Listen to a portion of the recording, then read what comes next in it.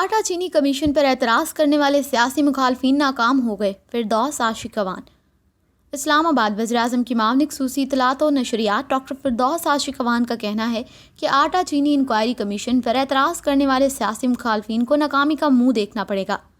وزیراعظم کے معاون خصوصی اطلاعات و نشریات ڈاکٹر فردوس عاشقوان نے اپنے ٹویٹ میں کہا کہ سیاسی مخالفین پہلے کہتے تھے کہ انکوائری رپورٹ نہیں آئے گی، لیکن عمران خان تحقیقاتی رپورٹ سامنے لے آئے۔